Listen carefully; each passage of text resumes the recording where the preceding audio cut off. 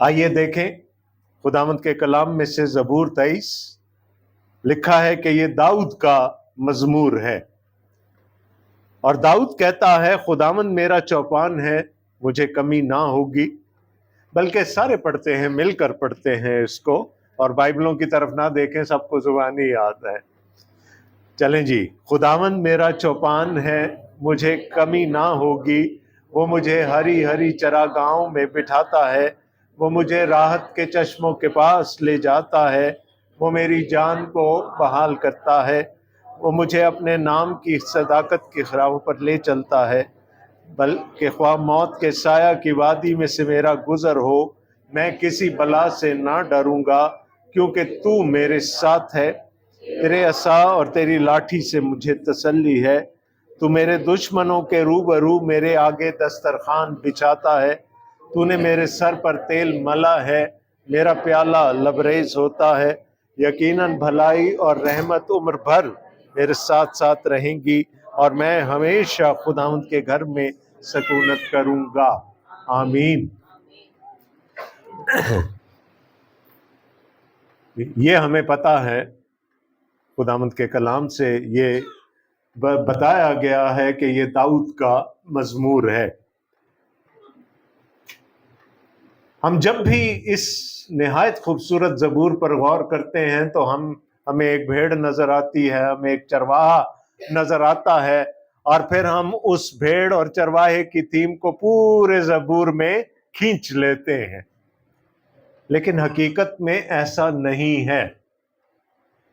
بھیڑ کا اور چرواہے کا ذکر صرف پہلی 2 آیات میں ہمیں ملتا ہے۔ جب ہم تیسری آیت میں جاتے ہیں تو منظرنامہ بدل جاتا ہے، جیسے کوئی فلم چل رہی ہوتی ہے یا آپ ڈرامہ دیکھ رہے ہوتے ہیں، سین بدل جاتا ہے۔ تو جب ہم تیسری آیت میں جاتے ہیں تو سین بدل جاتا ہے، اور وہاں پر ہمیں کوئی ایک شخص نظر آتا ہے جو زندگی کی راہوں پر چل رہا ہے، اور وہ موت کے سایہ کی وادی میں سے بھی گزرتا ہے، لیکن وہ بھی اکیلا نہیں ہے۔ جیسے بھیڑ اکیلی نہیں ہے، اس کا چرواہا اس کے ساتھ ہے، یہ مسافر بھی اکیلا نہیں ہے، اس کا ایک ہم سفر بھی ہے، کیونکہ وہ خود اپنے منہ سے اقرار کر رہا ہے، کیونکہ تو میرے ساتھ ہے۔ اور جب ہم 5ویں آیت میں جاتے ہیں تو منظر پھر بدل جاتا ہے۔ اب ایک محل ہے جس میں بادشاہ دسترخوان پر بیٹھا ہوا ہے، اور وہ میزبان ہے، لیکن اس کا ایک مہمان بھی ہے۔ تو اگر آپ دیکھیں گے کہ یہ چھوٹا سا زبور ہے، اس کو ہم 2 آیتوں کے 3 حصوں میں تقسیم کر سکتے ہیں، اور ہر جگہ منظر بدلتا چلا جا رہا ہے۔ بہت سارے لوگ یہ کہتے ہیں کہ داؤد نے یہ زبور بڑی کم عمری میں لکھا، جب وہ اپنے باپ کی بھیڑیں چرایا کرتا تھا، لیکن اگر آپ دیکھیں تو اس زبور کے 3 حصوں میں ہمیں داؤد کی زندگی کے 3 ادوار نظر آتے ہیں۔ پہلی 2 آیتوں میں جہاں وہ بھیڑ کا اور چرواہے کا ذکر کرتا ہے، وہاں وہ چھوٹا سا ایک لڑکا، وہ چھوٹا سا داؤد ہمیں نظر آتا ہے، جو اپنی بھیڑوں کا چرواہا ہے۔ جب ہم تیسری آیت میں آتے ہیں تو ہمیں داؤد کی زندگی کا وہ دور نظر آتا ہے کہ جب وہ بادشاہ بننے کے لیے تو مسا ہو چکا، لیکن وہ ساؤل سے اپنی جان بچاتے ہوئے بھاگ رہا ہے، اور اس کو کئی مواقع پر موت کا سامنا بھی کرنا پڑا۔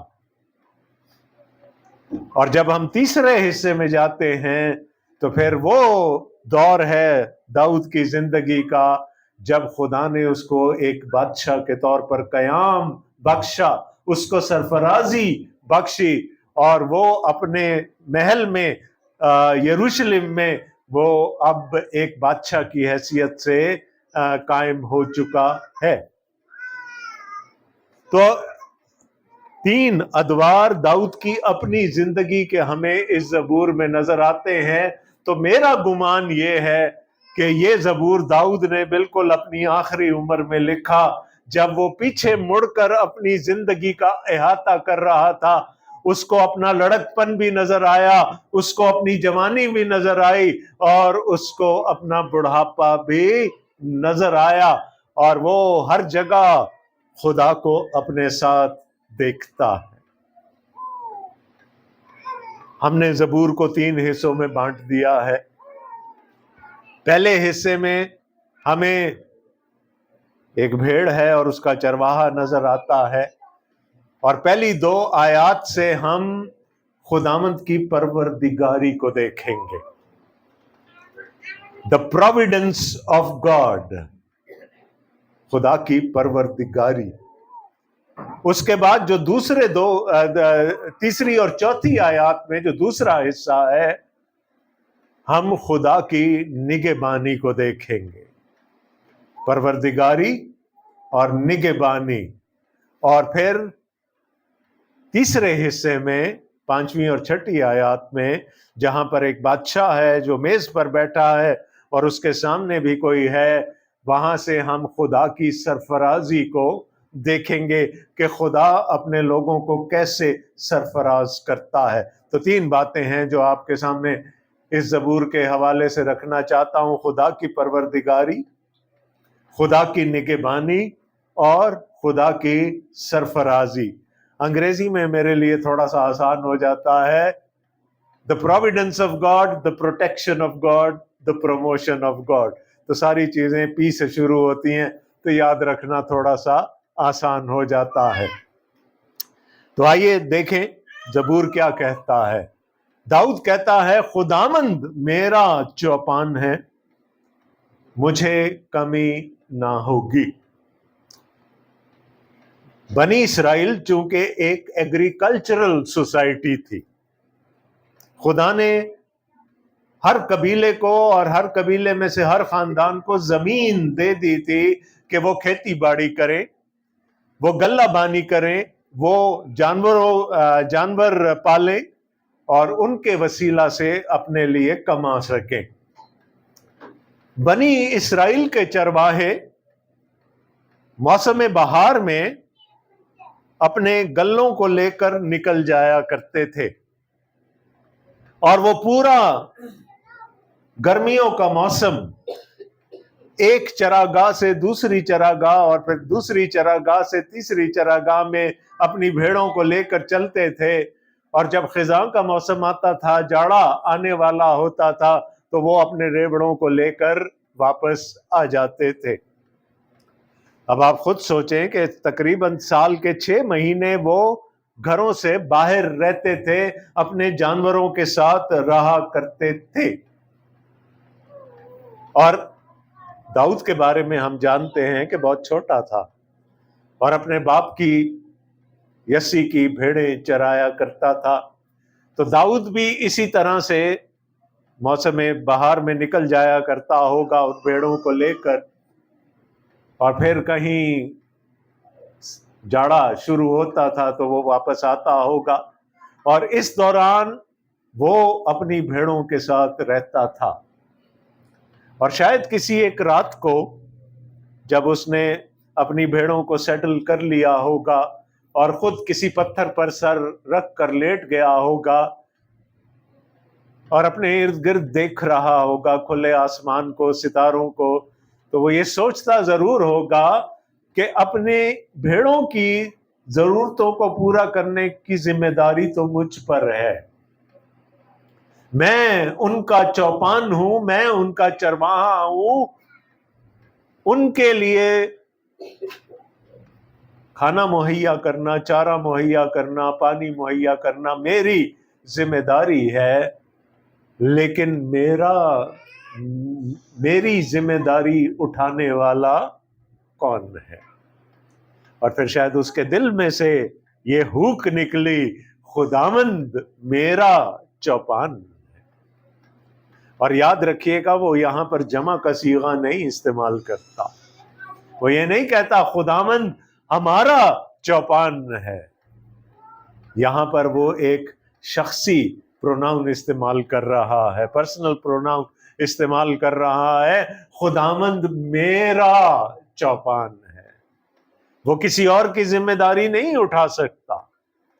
اس کا اپنے خدا کے ساتھ ایک ذاتی رشتہ ہے، اور وہ جانتا ہے کہ میں اپنی بھیڑوں کا رکھوالا ہوں، میرا رکھوالا میرا خدا ہے، وہ یود ہے، واو ہے، وہ یہوہ میرے مجھے مہیا کرنے والا ہے. اور ایک بھیڑ کی ضرورت کیا ہوتی ہے؟ پیٹ بھر کے کھانا اور پانی، دو چیزیں ہیں نا. اور خدا نے کلام میں ہم سے ہماری ضرورتوں کو پورا کرنے کا وعدہ ضرور کیا ہے، اور ایک جگہ نہیں کیا، بہت سی جگہوں پر کیا ہے. شاید خدا ہماری خواہشات کا ذمہ نہ لے. اس کا یہ مطلب نہیں کہ وہ ہماری خواہشات پوری کرنے پر قادر نہیں ہے، وہ ہے اور کرتا بھی ہے، لیکن جو ہماری بنیادی ضرورتیں ہیں ان کو پورا کرنے کی ذمہ داری خدا نے لی. جیسے کہ ایک بھیڑ کے لیے چارہ چاہیے اس کو، اور میں نے آپ کو کہا کہ بنی اسرائیل کے چرواہے ان کو چراگاہوں میں لے کر گھومتے تھے تاکہ ان کو وقت پر خوراک میسر ہو سکے. لکھا ہے وہ مجھے ہری ہری چراگاہوں میں بٹھاتا. یہاں جو بٹھانے کا کانسیپٹ ہے یہ میٹافوریکل ہے، یہ استعاراتی زبان ہے. اس کا مطلب کیا ہے؟ سیٹسفیکشن، تسلی ہے کہ پیٹ بھر کے کھانا مل چکا ہے، ساری ضرورتیں پوری ہو چکی ہیں. اس لیے داؤد کہتا ہے خداوند میرا چوپان ہے، مجھے کمی نہ ہوگی. اب کسی چیز کی کوئی کمی نہیں ہے. وہ مجھے ہری ہری چراگاہوں پر میں بٹھاتا ہے، وہ مجھے راحت کے چشموں کے پاس لے جاتا. آج صبح انگریزی عبادت میں بھی ہم اسی زبور پر غور کر رہے تھے. وہاں لکھا ہی leads me to the quiet waters, اور یہاں ہے وہ مجھے راحت کے چشموں کے پاس لے جاتا. اب یہ راحت کے چشمے کیا ہوتے ہیں؟ راحت کا مطلب ہے خوشی. وہ مجھے خوشی کے چشموں کے پاس لے کر جاتا ہے. لیکن اگر آپ بھیڑوں کے بارے میں جانتے ہیں تو پھر آپ کو یہ پتا ہوگا کہ بھیڑ ان جانوروں میں آتی ہے جو کہ کبھی بھی مرتعش پانی کے قریب نہیں جاتی. اگر پانی میں ذرا سا بھی ارتعاش ہوگا، پانی ہل رہا ہوگا، پانی بہہ رہا ہوگا، تو بھیڑ کبھی بھی اس پانی کے پاس نہیں جائے گی. بھیڑ کو پینے کے لیے راحت کے چشمے چاہیے جہاں پر پانی بالکل کھڑا ہوا ہو، سٹل ہو. لیکن اب اس کی کیا گارنٹی ہے کہ جب چرواہا اپنی بھیڑوں کو لے کر نکلا ہے تو ہر روز اس کو کوئی تالاب مل جائے گا یا ہر روز اس کو کوئی جھیل مل جائے گی؟ تالاب میں، جھیل میں پانی کھڑا ہوا ہوتا ہے، اس میں کسی قسم کا کوئی ٹربولنس یا ارتعاش نہیں ہوتی. اب راستے میں ندی بھی تو آ سکتی ہے جس میں پانی بہتا ہے، اور اگر وہ پہاڑی ندی ہے، آپ کو پتا ہے کہ جب پہاڑ میں سے پانی آتا ہے تو کتنا شور ہوتا ہے، وہ چٹانوں سے ٹکراتا ہے ادھر ادھر، اور اتنا ٹربولنٹ ہوتا ہے، اتنا مرتعش ہوتا ہے وہ پانی کہ بھیڑ تو کبھی بھی اس پانی کے پاس بھی نہیں جائے گی، چاہے چوپان زور کیوں نہ لگا لے. اس پانی سے ڈرتی ہے، وہ نہیں جائے گی. تو اب چرواہا کیا کرے؟ اپنی بھیڑ کو پیاسا چھوڑ دے؟ اب اگر تالاب نہیں آیا رستے میں، جھیل نہیں آئی، تو کیا وہ اپنی بھیڑ کو پیاسا چھوڑ دے گا؟ اگر ایسا ہے تو پھر وہ اچھا چرواہا تو نہیں ہو سکتا.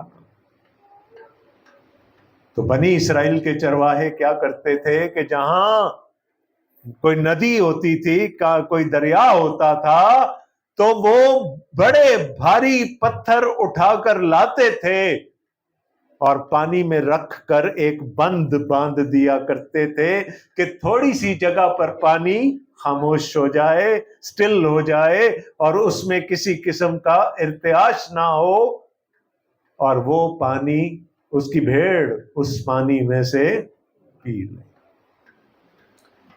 یعنی اپنی بھیڑ کے لیے پانی مہیا کرنے کے لیے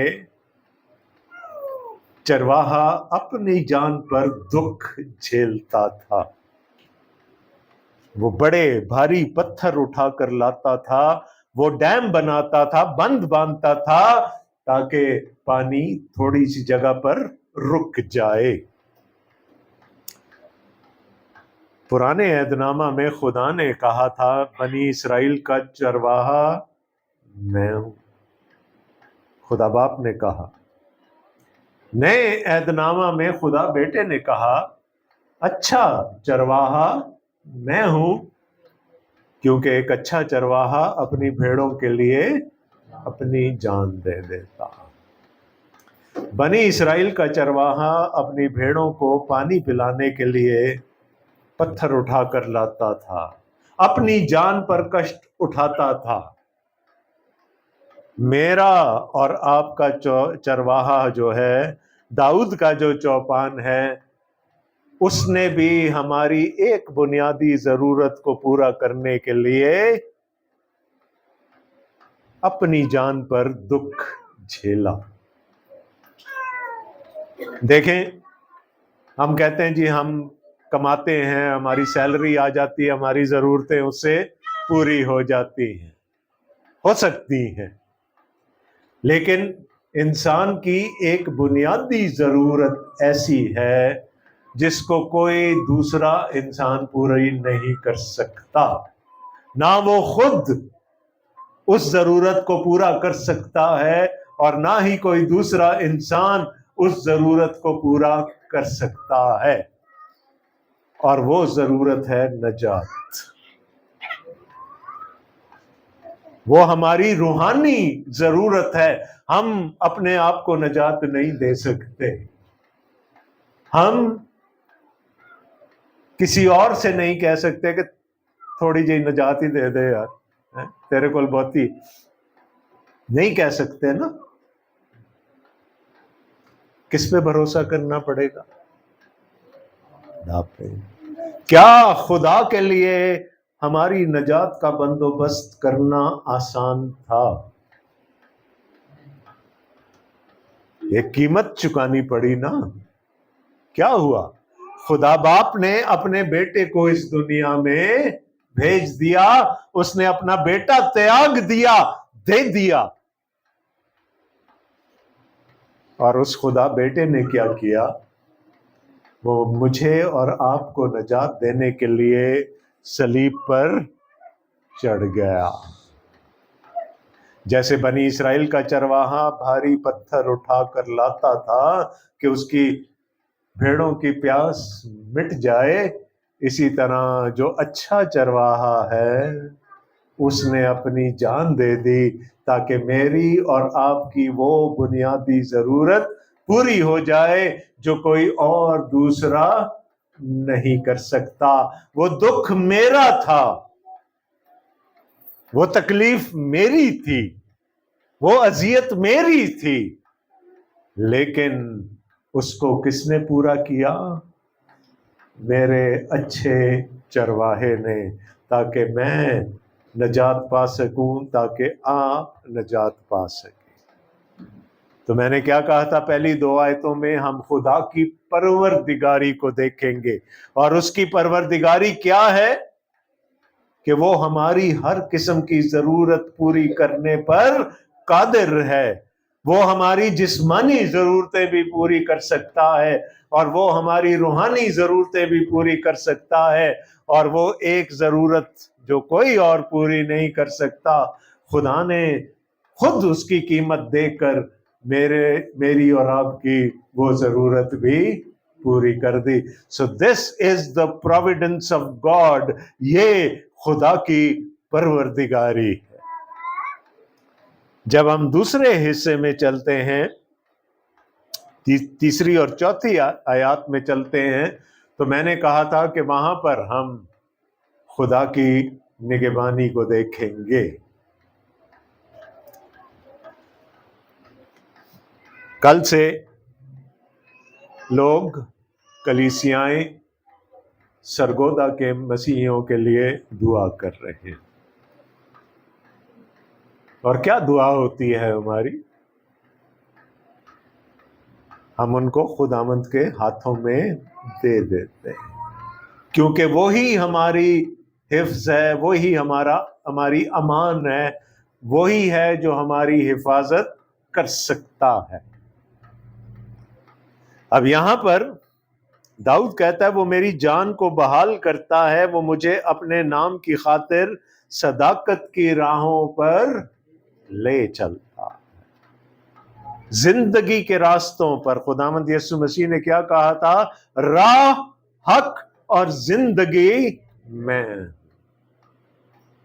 वही है सदाकत की राह, और खुदा ने वो राह हमारे लिए मुहैया कर दी है।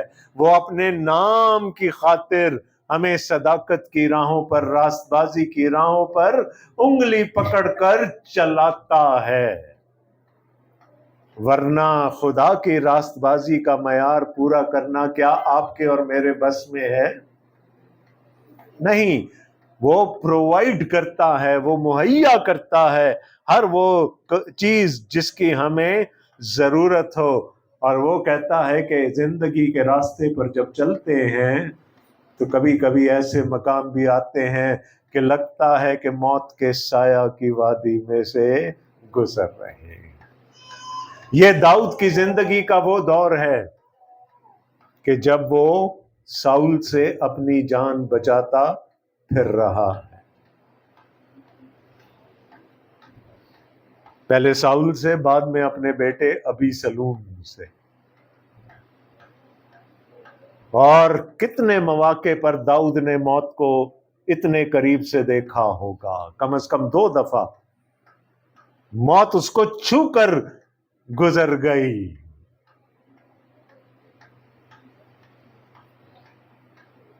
बचाने वाला कौन था?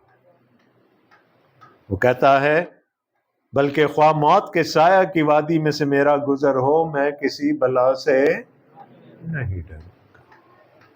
और फिर उसने कुंजी भी दे दी हमें कि क्यों नहीं डरूंगा, क्योंकि मैं अकेला नहीं हूं, तू मेरे साथ है। जिंदगी के रास्तों पर अगर मैं चल रहा हूं, कठिनाइयों में से मेरा गुजर होता है, तसल्ली क्या है कि खुदा मेरे साथ है। मैंने आपको कहा था एक मुसाफिर है लेकिन उसका एक हमसफर भी है, और यही कुंजी है। देखा, वो मुझे बचा लेता है। और क्यों बचा लेता है?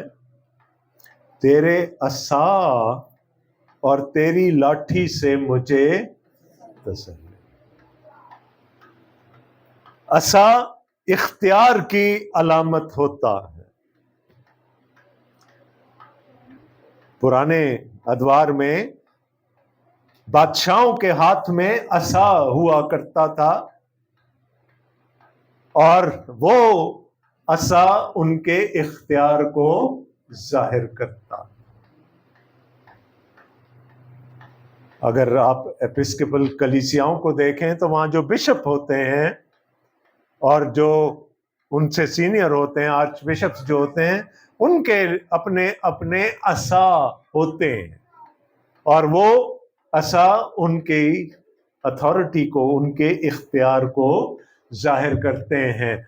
तो दाऊद क्या कहता है? ख्वाह मौत के साया की वादी में से मेरा गुजर हो, मैं किसी बला से नहीं डरूंगा, क्योंकि तू मेरे साथ है और तेरे हाथ में असा है, तेरे पास इख्तियार है कि तू मुझे बचा ले। तेरे पास असा है, तेरे पास इख्तियार है मुझे बचाने का। اس لیے تو میری نگہبانی کر سکتا ہے. لیکن صرف عصا نہیں ہے، آگے لکھا ہے تیرے عصا اور تیری لاٹھی سے مجھے تسلی ہے. مجھے اجازت دیجئے کہ میں ڈانگ کا لفظ استعمال کروں. ٹھیک ہے، میری بہن کے چہرے پہ مسکراہٹ آ گئی. تو جتنے لوگ دیہات سے تعلق رکھتے ہیں یا گاؤں میں پلے بڑے ہیں، ان کو پتا ہے ڈانگ کی کیا اہمیت ہوتی. رات کو اگر گھر سے نکلنا ہے تو ڈانگ تو ہونی چاہیے ہاتھ میں، ہے نا؟ کیوں؟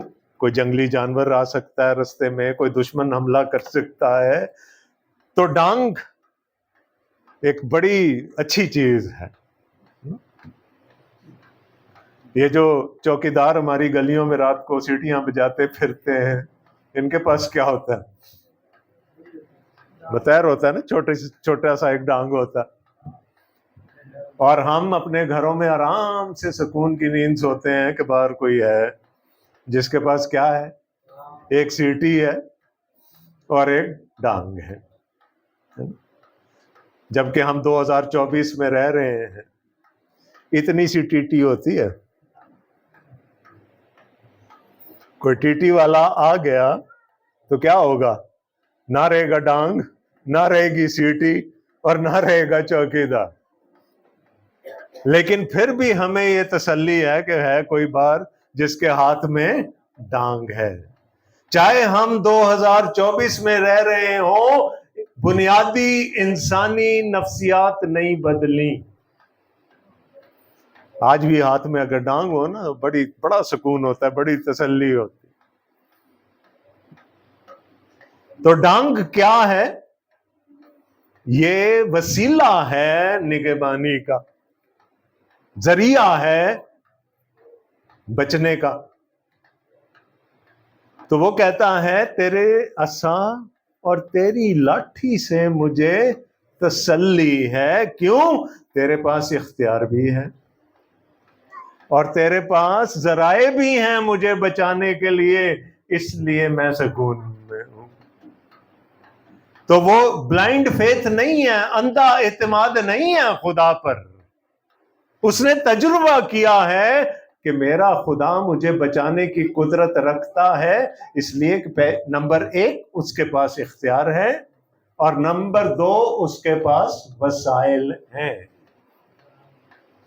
میری طرح شاید آپ نے بھی زندگی میں تجربہ کیا ہو کہ ایسی سچویشنز آ جاتی ہیں جب انسانی عقل کام نہیں کر رہی ہوتی، دماغ معوف ہو جاتا ہے، اور اس صورتحال میں سے خدا ہمیں کیسے نکال کر لے جاتا ہے ہمیں پتہ بھی نہیں چلتا، کیونکہ اس کے پاس اختیار بھی ہے اور اس کے پاس وسائل بھی. تو میرا خدا نگہبان ہے، وہ زندگی کی راہوں پر مجھے چلاتا ہے، صداقت کی راہوں پر مجھے چلاتا ہے، اور اگر اس راہ پر کوئی خطرہ درپیش ہو جائے تو وہ مجھے بچاتا ہے. اور کیوں بچانے پر قادر ہے؟ اس لیے کہ اختیار بھی ہے اور وسائل بھی. دونوں چیزیں ہیں اس کے پاس. تو ہم نے پہلے خدا کی پروردگاری کو دیکھا، پھر خدا کی نگہبانی کو دیکھا. اب چلتے ہیں 5ویں آیت پر.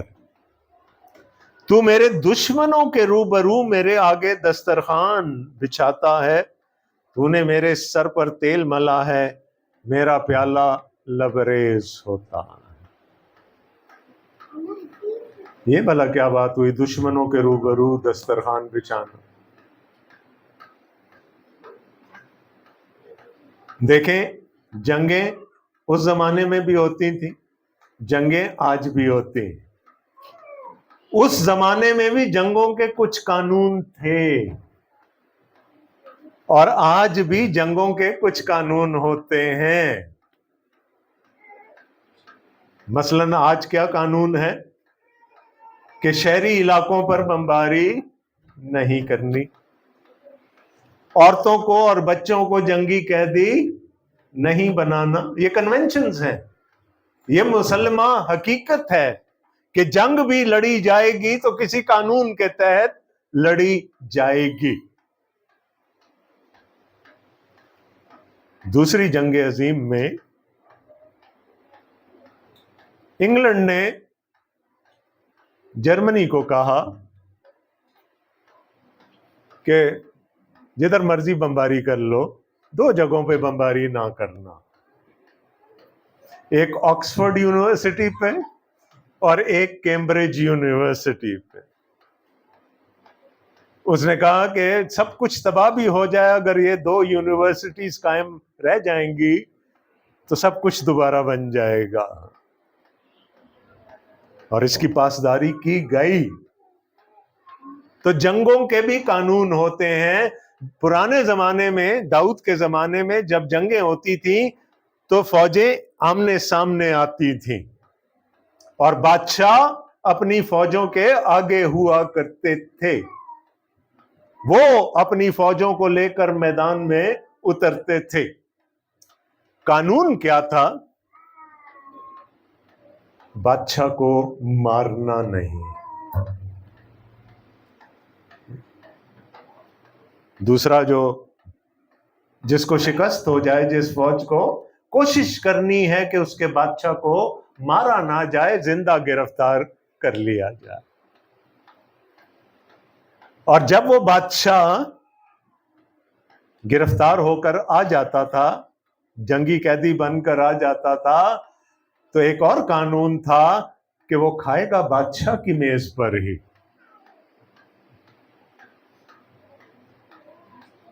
بادشاہ ہے نا, چاہے ہارا ہوا ہے, کھائے گا کہاں پر؟ بادشاہ کی میز پر. تو میرے دشمنوں کے روبرو میرے آگے دسترخوان بچھاتا. مثال دے دیتا ہوں آپ کو تاکہ سمجھنے میں آسانی ہو سکے.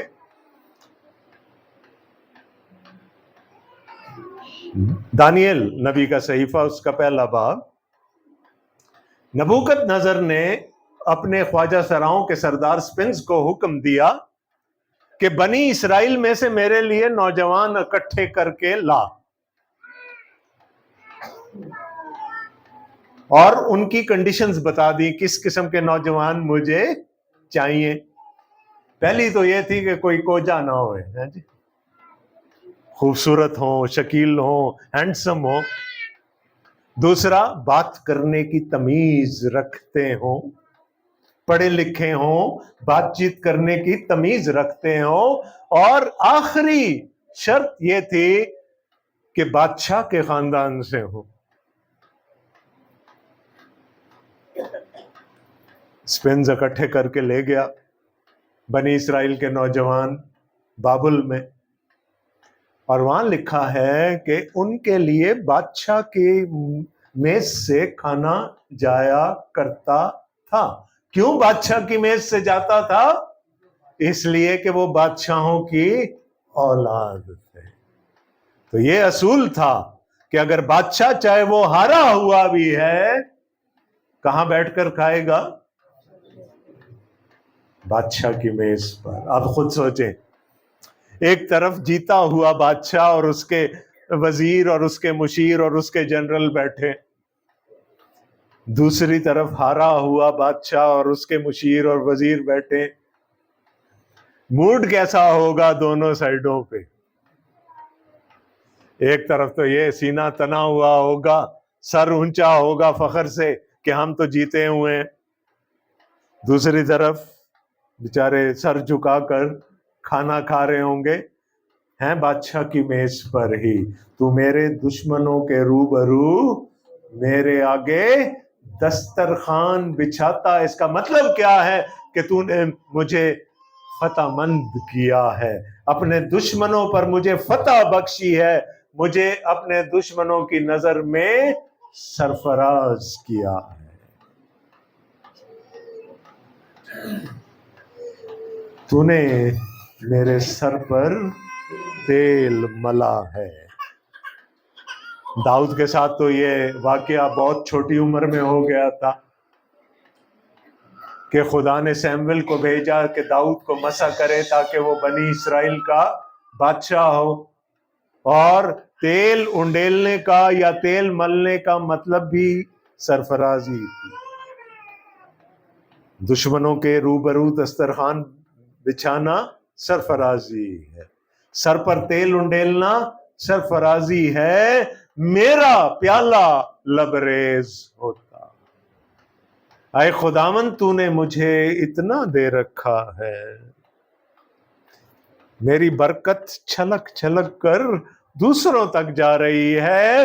تو نے مجھے دوسروں کے لیے اپنی برکت کا وسیلہ بنا دیا.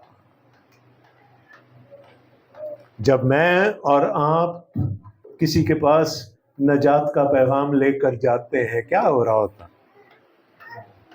کہ ہم تو نجات پا چکے, ہمارا تو پیالہ بھر گیا. اب جب ہم دوسروں کے ساتھ اس نجات کے میسج کو شیئر کر رہے ہیں تو پھر ہمارا پیالہ اب لبریز ہو رہا ہے, چھلک رہا ہے. ہم دوسروں کے ساتھ خدا کی اس برکت کو, خدا کی اس نجات کو بانٹ رہے ہیں. تھرو اینڈ تھرو سرفرازی ہے. خدا اپنے لوگوں کو سرفراز کرتا ہے. زبور 85 ہے غالباً, جس میں آصف کہتا ہے سرفرازی نہ مشرق سے نہ مغرب سے نہ جنوب سے یا شمال سے, بلکہ کس کی طرف سے ہے؟ خداوند کی طرف سے. خدا اپنے لوگوں کو سرفرازی عطا کرتا ہے. اور میں نے آپ کو شروع میں کہا کہ شاید اب وہ اپنی آخری عمر میں پیچھے مڑ کر دیکھ رہا ہے, اپنی زندگی کا احاطہ کر رہا ہے, تو وہ پھر کیا کہتا ہے؟ یقیناً بھلائی اور رحمت عمر بھر میرے ساتھ ساتھ رہیں گی. اس نے کہا جس خدا نے آج تک مجھے اپنی بھلائی کے اور مجھے اپنی رحمت کے سایہ میں رکھا ہے, وہ آخری دم تک مجھے یہیں رکھے گا. خدا کی بھلائی اور رحمت میرے ساتھ رہیں گی. یہ وہ اپنے تجربے کی بنیاد پر کہہ رہا ہے کہ خدا نے ہر قدم پر میری پروردگاری کی ہے, خدا نے ہر قدم پر میری نگہبانی کی ہے, خدا نے ہر قدم پر مجھے سرفراز کیا ہے. تو وہ خدا مجھے چھوڑنے والا تو نہیں ہے نا. وہ زندگی کے آخری دم تک میں اس کی بھلائی اور رحمت میں رہوں گا. اور وہ کہتا ہے صرف یہیں تک نہیں, صرف یہیں تک نہیں, اور میں ہمیشہ خداوند کے گھر میں سکونت. وہ کہتا ہے میں چلا بھی جاؤں گا. یہ دیکھیں اس بندے کا کانفیڈنس, دیکھیں کیا کہہ رہا ہے, شاید میں خداوند کے گھر میں سکونت کروں, یا مجھے امید ہے کہ میں خداوند کے گھر میں سکونت کروں گا. نہیں, وہ تو یقین کے ساتھ کہہ رہا ہے میں ہمیشہ خداوند کے گھر میں سکونت کروں گا. یوحنا کا انجیلی بیان اس کا 14واں باب, جہاں پر خداوند یسوع مسیح نے کیا کہا تھا, میں جاتا ہوں کہ تمہارے لیے جگہ تیار کروں, اور جب تیار کر چکا ہوں گا تو آ کر تمہیں اپنے ساتھ لے جاؤں. داؤد کو اس چیز پر بھروسہ ہے کہ میرے لیے جگہ قائم ہو چکی ہے, تھا ہے مڑیا گیا, میری میراث قائم ہو چکی ہے. وہ کسی شک میں نہیں ہے, کسی شبے میں نہیں ہے, اور اس کے پیچھے اس کی زندگی کے تجربات ہیں. ایک حوالہ ہم دیکھتے ہیں اور پھر اس کو ختم کریں گے. 2 سیموئیل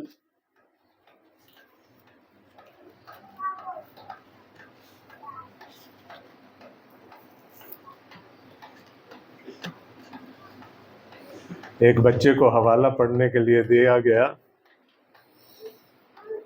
تو تھوڑا سا شاید نروس ہو گیا، تو کہنے لگا پہلا سیمویل اور اس کا دوسرا باب۔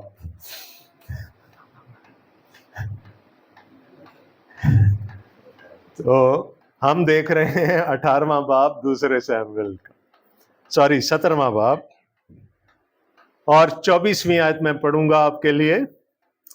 تب داؤد مہنائم میں آیا اور ابی سلوم اور سب اسرائیلی مرد جو اس کے ساتھ تھے یردن کے پار ہوئے۔ یہ وہ وقت ہے کہ داؤد اپنے بیٹے سے بھاگ رہا، ابی سلوم سے بھاگ رہا ہے۔ ابی سلوم کے پاس بڑی فوج ہے داؤد سے، داؤد لڑنا نہیں چاہتا اپنے بیٹے سے، لہٰذا اس نے فرار کا راستہ اختیار کیا، اور ایک مقام ایسا آیا کہ وہ مہنائم کے میدان میں آ گئے۔ اب پیچھے دریا ہے، اس طرف ابی سلوم اور اس کی فوج ہے۔ ابی سلوم یہ سوچ رہا ہے اب میں نے اپنے باپ کو گھیر لیا ہے، تھوڑے دنوں کے بعد یہ اور اس کے ساتھی بھوک سے جب نڈھال ہو جائیں گے تو میرا باپ میرے سامنے گھٹنے ٹکنے پر مجبور ہو جائے گا۔ افسوس کے ساتھ کہنا پڑتا ہے کہ ابی سلوم نہ اپنے باپ کو جانتا تھا اور نہ اپنے باپ کے خدا کو جانتا۔ اس نے تو کہا اب میرا باپ میرے ہاتھ میں آ گیا۔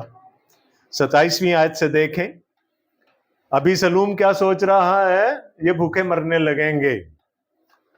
27ویں آیت میں لکھا اور جب داؤد مہنائم میں پہنچا تو ایسا ہوا کہ ناحس کا بیٹا سوبی بنی امون کے ربا سے، اور امیل کا بیٹا مکیر لودبار سے، اور برزلی جلادی راجلیم سے۔ اب اگر کسی کو بھوک لگی ہے تو آگے منہ میں پانی آ سکتا ہے، اس میں میری گارنٹی نہیں۔ خدا نے 3 مختلف سمتوں سے 3 لوگوں کو ابھارا۔ وہ تو کہہ رہا تھا میرا باپ اب پھنس گیا یہاں آ کے نا، خدا نے 3 مختلف سمتوں سے 3 مختلف لوگوں کو ابھارا، اور کیا لے کے آئے وہ داؤد کے لیے؟ آگے کیا لکھا ہے 28ویں آیت میں؟ پلنگ اور چارپائیاں، محاذ جنگ پر پلنگ اور چارپائیاں اور بسترے آ رہے ہیں، اور باسن اور مٹی کے برتن اور گیہوں اور جو اور آٹا اور بھنا ہوا اناج اور لوبیے کی پھلیاں اور مسور اور بھنا ہوا چبینا اور شہد اور مکھن اور بھیڑ بکریاں اور گائے کے دودھ کا پنیر داؤد کے اور اس کے ساتھ کے لوگوں کے کھانے کے لیے لائے، کیونکہ انہوں نے کہا وہ لوگ بیابان میں بھوکے اور ماندے اور پیاسے۔ اب ذرا سوچیں ابی سلوم پر کیا گزر رہی ہوگی۔ وہ تو کہہ رہا تھا میں نے اپنے باپ کی سپلائی لائن کاٹ دی، ادھر تو پارٹی چل رہی ہے، ہر قسم کا کھانا پہنچ گیا، بسترے پہنچ گئے، پلنگ پہنچ گئے۔ کس نے بھجوائے؟ کس نے بھجوائے؟ میں نے کہا نا ابی سلوم نہ اپنے باپ کو جانتا تھا نہ اپنے باپ کے خدا کو۔ وہ میرے دشمنوں کے روبرو میرے آگے دسترخوان بچھاتا، اسی لیے وہ کہتا ہے یقیناً بلائی اور رحمت عمر بھر میرے ساتھ ساتھ رہیں گی، اور میں ابد تک ہمیشہ خدا کے گھر میں۔ آمین۔ خداوند آپ سب کو بڑی برکت دے۔